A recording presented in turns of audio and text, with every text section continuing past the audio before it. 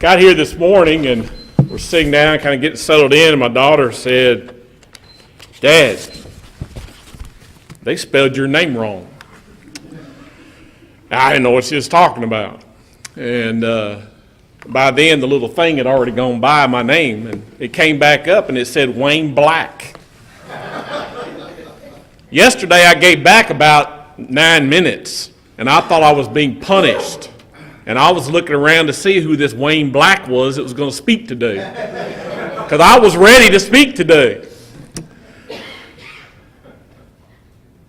And that got me to thinking about something that someone had asked me one time. Are we going to be able to recognize one another in heaven? And I didn't even give it a thought. I just looked at it and said, sure, we'll all have name tags. And that's my pat answer. And the lady just looked at me. And she sat there and just, she didn't know whether to agree or disagree.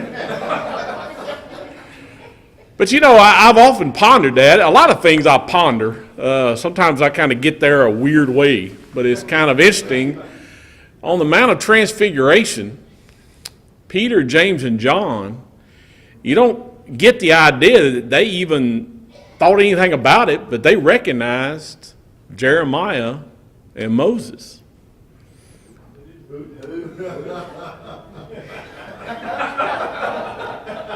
See?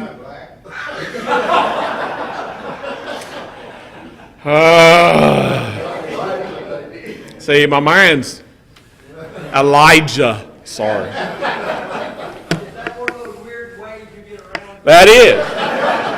Now you publicly know how I weirdly get away around things. But you don't get the idea that they sat down for a coffee and chatted for a few minutes and shook hands and introduced one another. You get the idea that when they showed up, they knew who they were. I don't fully understand that, other than there's going to be some way, somehow, that when we are in heaven, among these men and women that we read about in the Bible, we're going to know who they are. And it's not going to be because we introduced ourselves and sat around and had coffee together. We're going to know who they are, instantly know who they are. And that just shows you one of the many ways that God, in being all-powerful, our Creator, is going to be able to give in us the ability to know people just by sight. And that, to me, is amazing. Now we get on to our subject, Noah's Ark. I was all excited because we're kind of like on a 2-week vacation right now. And told my wife, I said, you know, they got another ark. We need to go up there to Kentucky and see this ark. Well, it doesn't open until next month. And they're going to try to basically make all their money back on every person that comes in there because it is going to be expensive. But basically what they try to do is built a replica ark. And I've seen some pictures of it. It's kind of interesting. We'll see. I don't know. But it's kind of like going to some of these movies. I don't spend my money on that. Because first of all, it just irritates me to no end. And I want to hit somebody. And it would look bad for me as a Christian to get locked up after going to see Noah. You know? That just would not be a good thing. So I try to stay away from those places and not give them my money. And I'm not going to rent it either. I don't need to know what it's. I see enough about the previews and other things to know it's way out of the Bible. So, Noah's Ark. We're not going to talk so much about the flood in of itself because I looked at the list of the different topics and I thought probably somebody is going to get into talking about the flood a little bit when it got into baptism and other things. So I steered away from that and tried to stick primarily with just the ark. And that's what we're going to strive to do today. You know, there are very few people alive today in and out of the church that probably haven't heard something about Noah's Ark. And like all things regarding salvation, many do not realize the significance of the ark. They just don't realize how significant it is. We think about it when we are teaching our young children. A lot of times we're not teaching them types and antitypes, but this is a platform to teach them about things from the Old Testament are important, and as they mature and grow, we begin to show them how that it goes over into the New Testament also. And that's what we're doing here as we're looking at types and antitypes. Noah was a faithful man who, it says, did all that God commanded him. And that in and of itself is a huge commendation to be said about anybody, particularly that would be said for him for all eternity. Written down in the Bible for something to be said about someone. And because of his faithfulness, Noah was told to prepare the ark. Because God's long suffering had reached a point, he just could not look upon the people on the earth anymore. And I'm going to try to do this without tears. It scares me. It doesn't scare me. It bothers me, folks, because our world is just like it was in the time of Noah. And I look at that and I think about that, realizing I have a daughter. All of you have grandchildren, family, people like that, and it just saddens me because of the world we live in today. It says about the world of Noah in Genesis chapter 6 and verse 1. It says, "And the Lord said in verse 3, My spirit shall not always strive with man, for that he is also flesh. Yet his days shall be 120 years. And there were giants in the earth in those days, and after that, when the sons of God came in unto the daughters of men, they bare children to them, and some became mighty men, and were of old men of renown." In verse 5, "And God saw that the wickedness of man was great in the earth, and that every imaginations of the thoughts of his heart was only evil continually." I work in the secular world. Had to give up full-time preaching only because couldn't find places for us to preach. Well, we found plenty of places to preach. That's not a true statement. We just found plenty of places that didn't want sound gospel preaching. That's what we found. And after getting fired 3 or 4 times, my wife said, "Look, we've got to do something else. We can't keep moving every year. We've got to do something." And so we planted our roots down and began working with a local congregation, filling in occasionally, preaching in other places, that kind of thing. But we look around us and we see, just like in the time of Noah, God can look down upon this earth today and say this very thing about us today. What things used to be done in the dark at night, your parents would say, you're not going to be out after 10, because that was the bewitching hour. From 10 o'clock on to about 6 in the morning, no person worth what they ought to be should be out during that time. But now, you know what? It's happening in broad daylight. I haven't went into one of these bathrooms where I've had to worry about it yet, but Target, and they're not the only ones. Let's don't just bombard Target. There are other people that have this mentality. I haven't had to deal with that yet, but that's in the daylight. There are things that people are doing today that ought to be ashamed, and they were ashamed at one time because they didn't do it before dark. And now they're doing it in the daylight, in your face, and don't care. Don't care.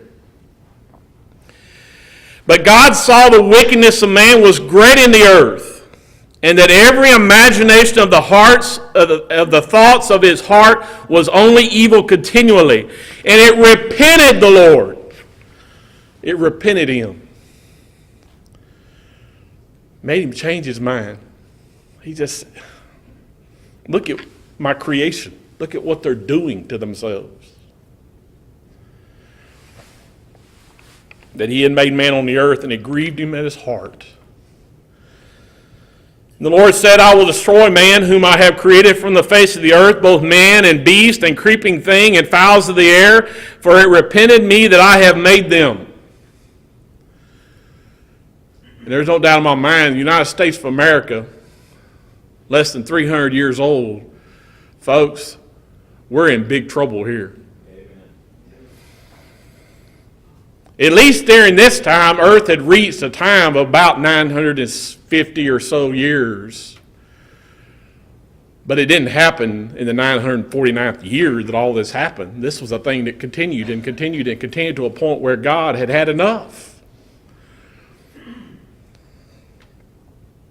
The world then, not unlike today, had reached a point where it was inventing ways to sin and disobey God. There are things that are on the internet and I hear about on TV that just sicken me. I think about the depravity of people today. And if you don't think it's not influencing our young people, then you've got your head in the sand. These millennials, they have a different mentality when it comes to what's right and wrong. I've heard it said more times than not, well, God knows what's in my heart, and they'll go on sinning.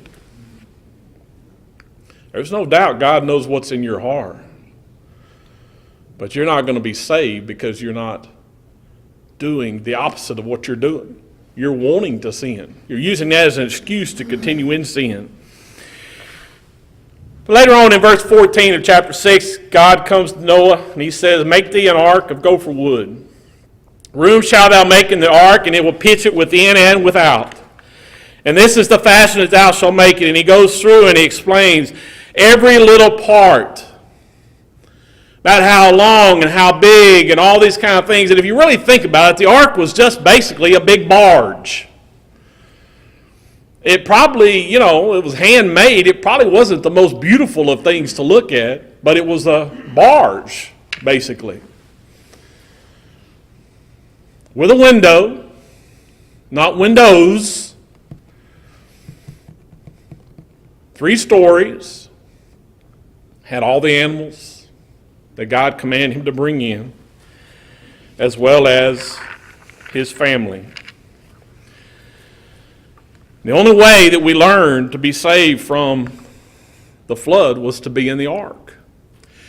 God gave Noah time to prepare the ark. And in that time, I don't doubt that Noah was the laughing stock of his neighborhood and of people in that whole region. He's building this big boat for what? What's going to happen? A flood? At least up until this time, it's not even recorded at all that there was any rain that they knew of. The water was being taken care of from the ground up. Humidity. It was kind of like, one of these big for your gardens that you got encased. That's how it was there in that time. So they had never seen these things. And here's Noah telling them, prepare. The ark was a place of safety when death was going to threaten all. And in the end, we know that only Noah and his family were saved in the flood by being in the ark as God had commanded him in Genesis chapter 7 and verse 7. Multitudes. We don't know how many, but back then people were living up into the 900s.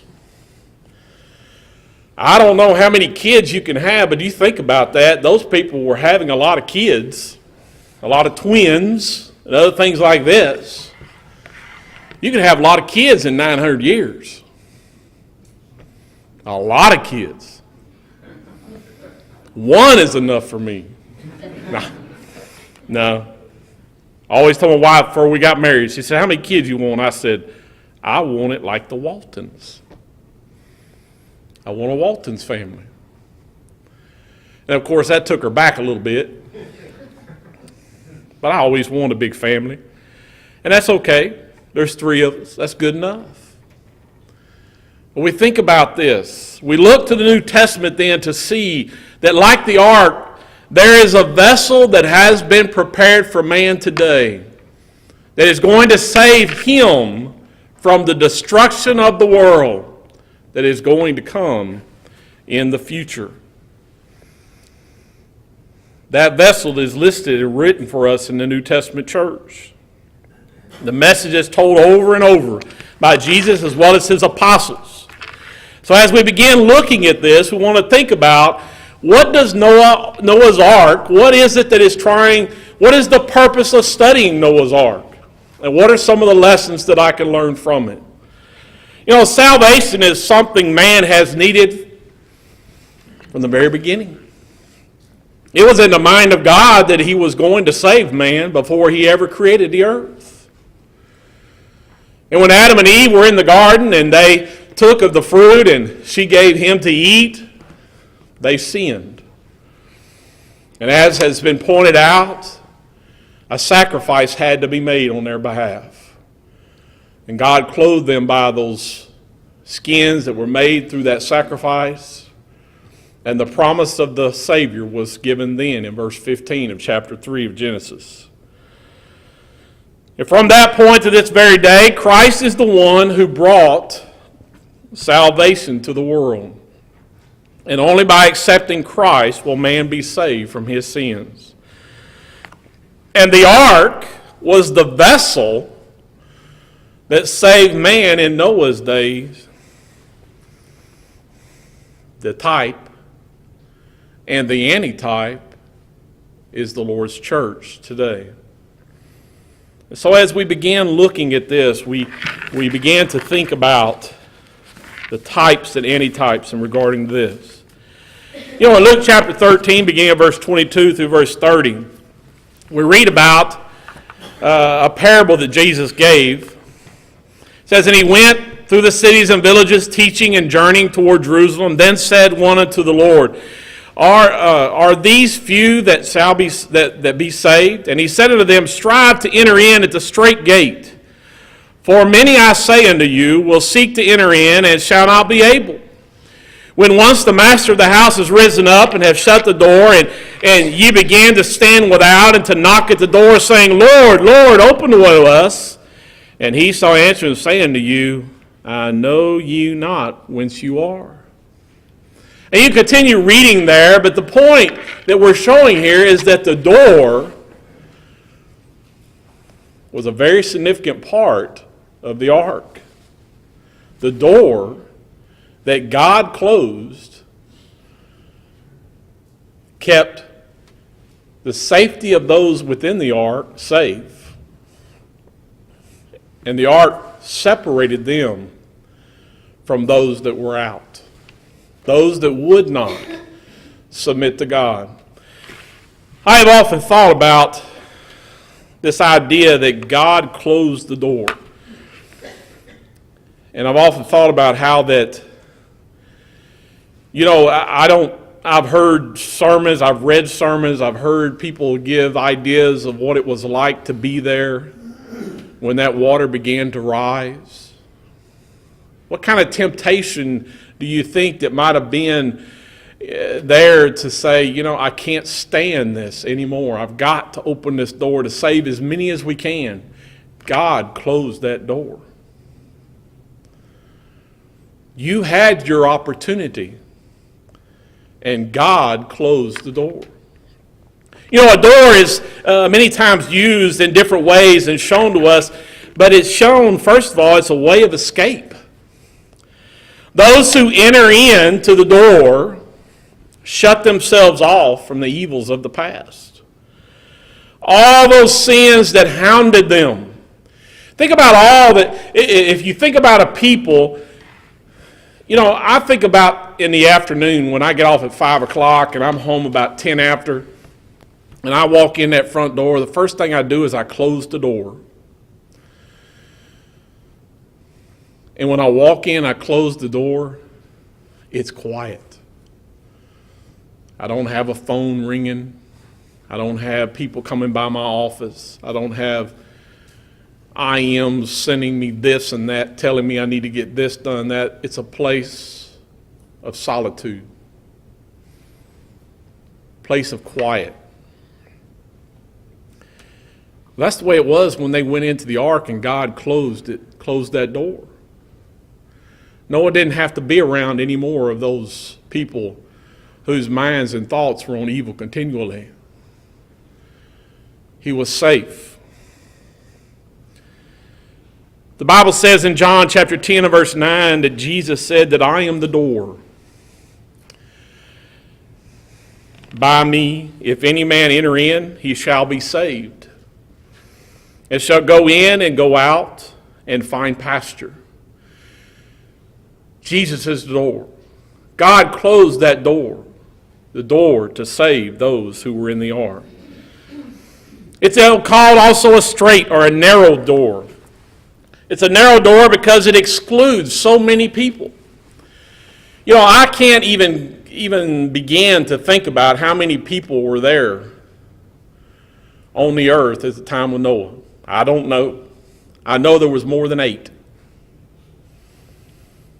Because if there wasn't more than 8, then why would God need to destroy the earth? So we know there was more than that. But you think about all these other people that are listing in chapter 5 and chapter 6. It begins to go through all these different families and how long this person lived and how long that person lived. So we know that there were probably thousands of people alive during this time. But if you don't go in that door, you're going to die in the flood. You're going to die in the flood. It's wide enough only to admit those who are obedient. Noah, his wife, his 3 sons, and their 3 wives were the only ones that were obedient and allowed to go in to the door, into the ark. There are going to be many who are going to be excluded. We look around our world today. We know those in the world, those who refuse to submit to God. We know they will be lost.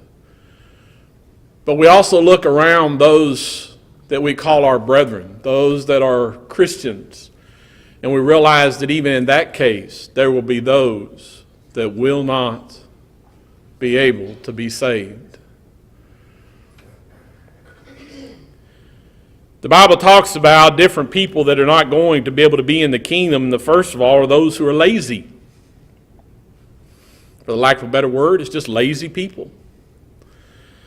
You know, only those who strive to enter in will be able to get into that door.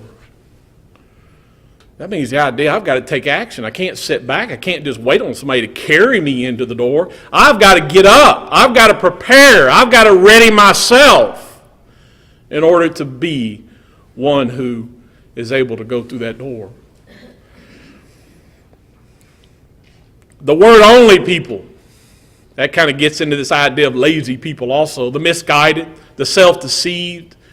Those who believe that they can come in and learn all they can learn about from the Bible and sit in a pew and do nothing else. The word only. People. Jesus said in Matthew 7 and verse 21, not everyone that saith to me, Lord, Lord, shall enter the kingdom of heaven, but he that doeth the will of my Father which is in heaven. We can't just sit here. Can't just wait. Luke 6 and verse 46, why call ye me Lord, Lord, and do not the things which I say? Do you not think there were people sitting outside that door on the ark, some of them saying, I repent, I promise, I'll do better, I don't need to die in this water. Do you not think there were people like that? But they lost their chance. They weren't ready. They didn't prepare. They weren't there when the door was open and it was closed. The self-righteous, those who have some view of themselves that makes them feel as if I am more righteous than others. That idea, like the scribes and the Pharisees had in Matthew 5 and verse 20. But Jesus said, except your righteousness exceed that, you cannot enter into the kingdom of heaven. The morally unclean. You know, it saddens me that marriage between a woman and a man already was on the decline. Because there are more people I meet now that are just living together. And that comes from a generation and another generation of parents who married and married and married and married. And those kids looked at that and say, first of all, if my parents aren't going to commit to that little piece of paper, what's the point of having that piece of paper? And I have met young people. I talked to a girl one time, and I was trying to be as tactful and as nice, so I tried to keep my mouth shut. That's the best way to do that. If you want to be tactful and nice, sometimes it's just best not to say nothing.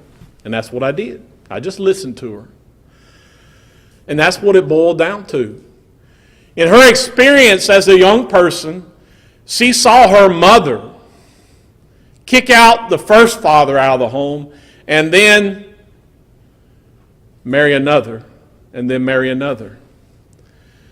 And she said, I was taught from a young age that marriage meant something. You're supposed to be, that was a joyous time and all this, and yet I look and I see what my mother went through and what other friends, family, and all these kind of things. And I looked at it and I said, what is the point of it? She finally did get married not long ago, about a year ago. I talked to her again. You know why?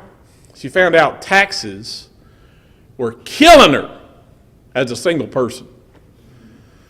So they got married so they'd have more tax exemptions. Whew.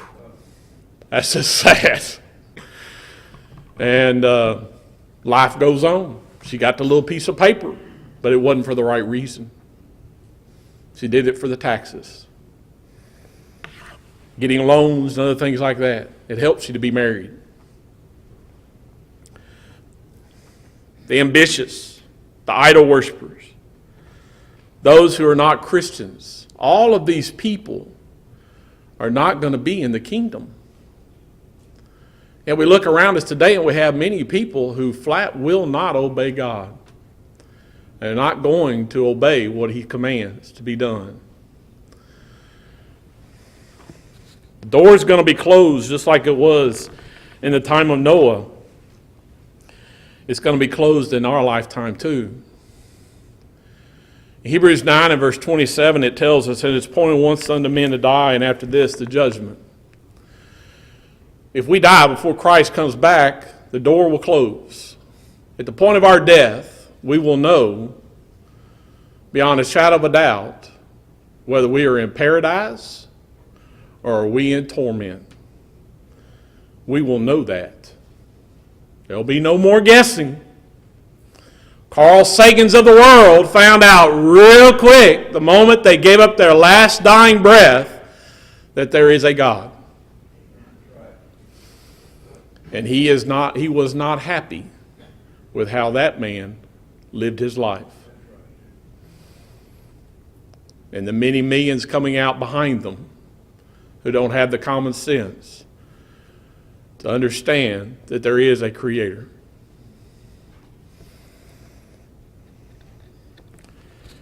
The closed door. I get my 10 minutes back, don't I? No. Oh. Well, then I guess we better move on.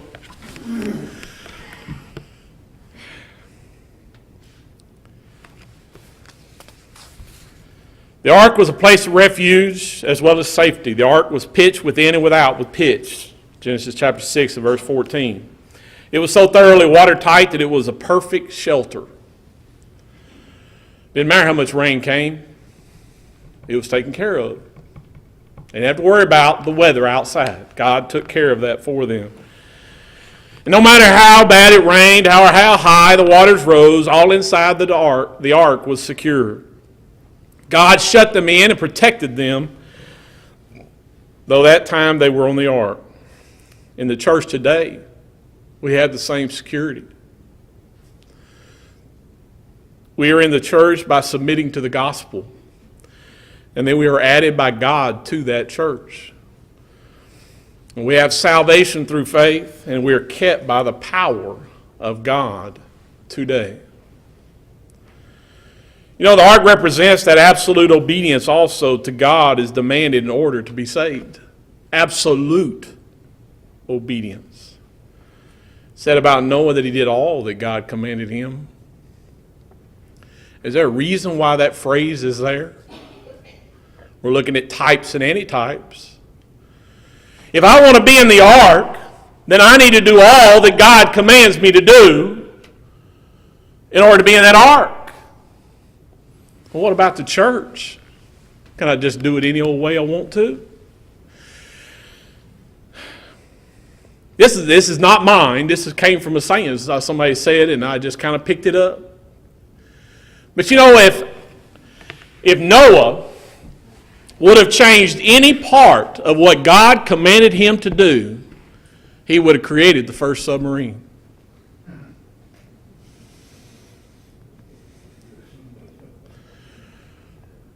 But he did all that God commanded. And so when a person is out here and they're learning from the Word of God and they're in a denomination, you're in a submarine.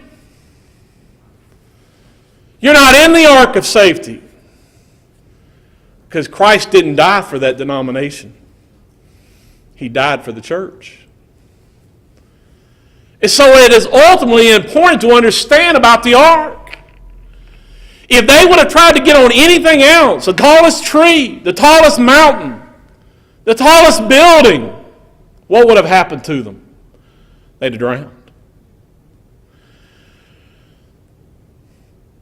And you know,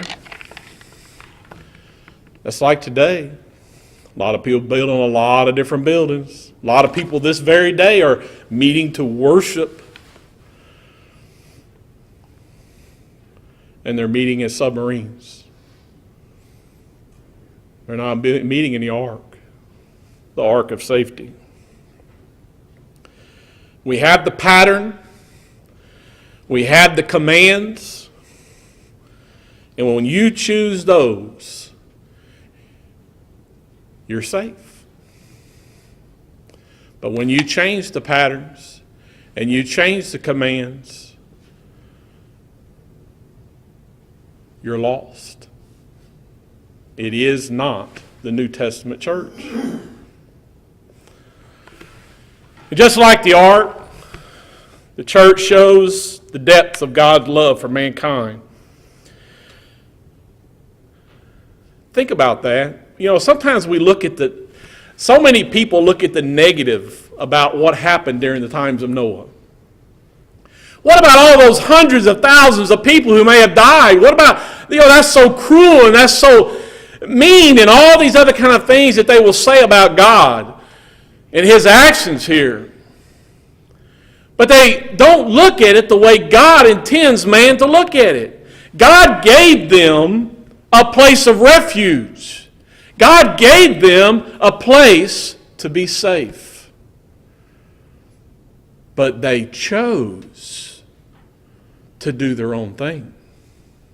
They chose not to be a part of the ark.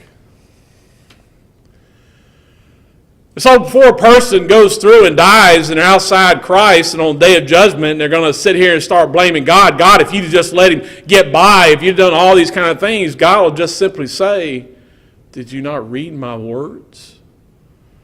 Did you not see what you needed to see? Do you not have the ability to understand the things that I have written? That's not an excuse.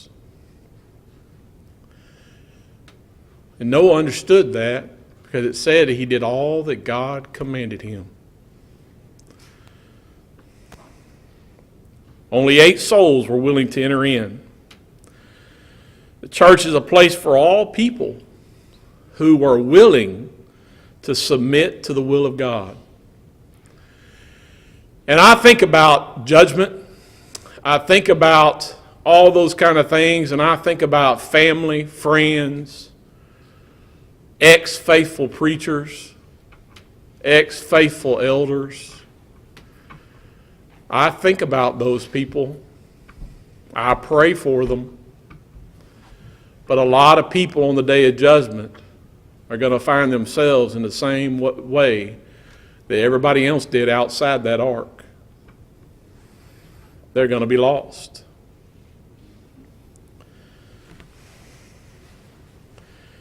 Matthew 25 records 3 separate accounts of people who were not ready when it was time.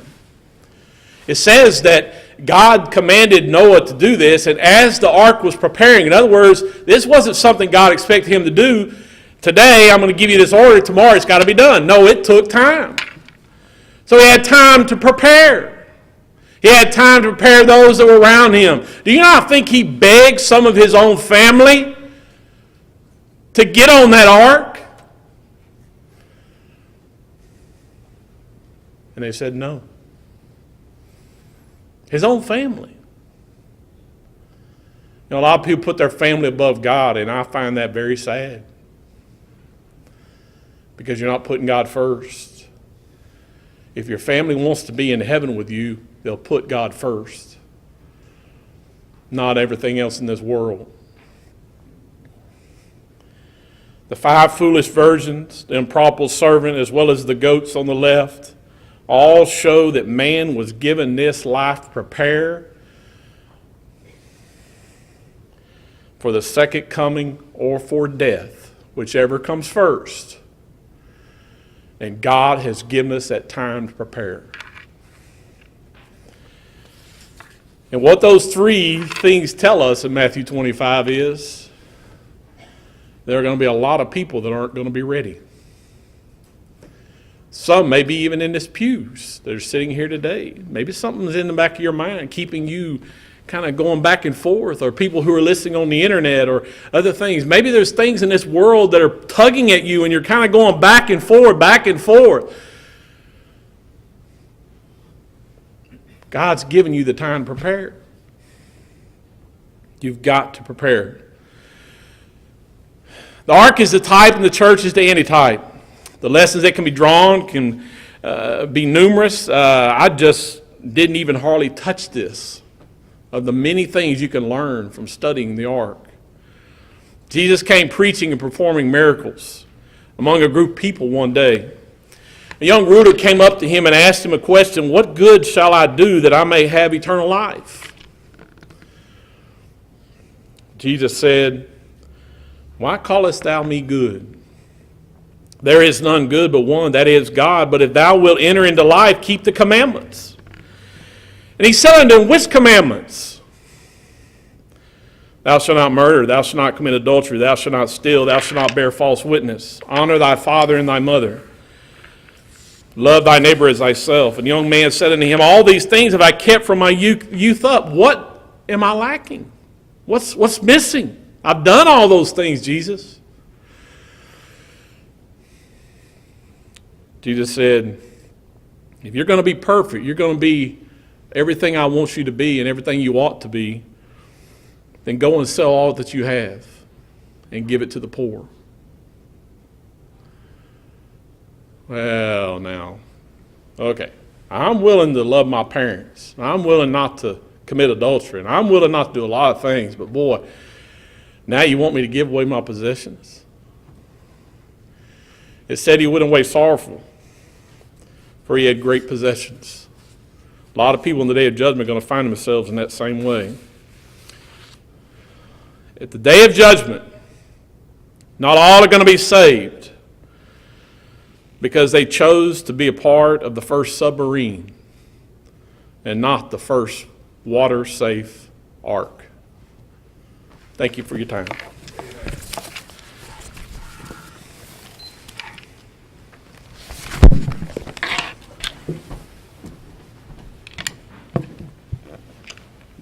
That was a fine lesson, Brother Wayne. As he was talking about the situation that we see a lot today of people shacking up and then realizing, hey, I can save a bunch of money on taxes by getting married. Well, you know, according to some preachers today, they can then get divorced, and they have the right to get married because they were never married to begin with, because they didn't marry and they didn't really intend to be married. All they were doing was getting the tax break. And that's been taught by a certain preacher and some others that it wasn't intended to be married, so they weren't married. Well, the intent here was to get tax break. Sad situation when we have teaching like that within the Lord's church. Someone once made an argument to me that, our argument about the gopher wood, that wasn't a good argument, because gopher wood embraced all of the woods. Okay, let's throw it out. I'm not willing to, number one, but let's just say we do. What would have happened if Noah said, well, 300 cubic, that's a little bit too big. Let's make it 200. A submarine?